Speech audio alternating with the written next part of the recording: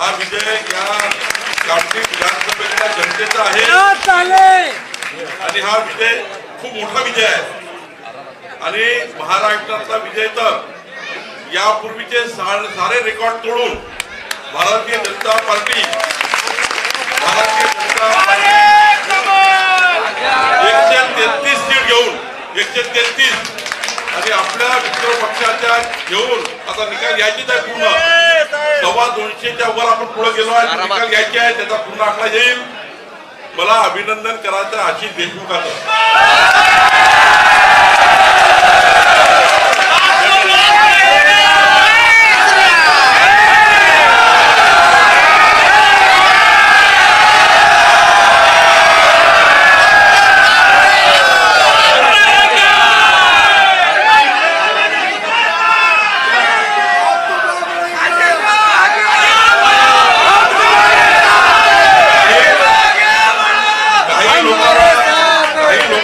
मस्ती आली होती पूर्ण मस्ती आशिष देशमुखाने उचलून टाकली आणि बघा आता यानंतर हा जिल्हा पुन्हा भारतीय जनता पार्टीकडे वापस आला आहे आपल्या थोड्या मताने बघा 250 मताने फक्त नाना पटोले निवडून आले आहेत काँग्रेसचा प्रदेश अध्यक्ष 153 मतांनी आणि बाकी काँग्रेसवाल्याचा पूर्ण सुटला साफ झाला आहे आपल्याला एक मोठी आपण जाहीर सभा घेऊ जंगी सभा घेऊ मी प्रत्येक गावात येणार आहे ज्या ज्या कार्यकर्त्यांनी मेहनत केली आहे ज्या जनतेने आपल्याला मतं दिली आहे त्या सर्वांना मी भेटणार आहे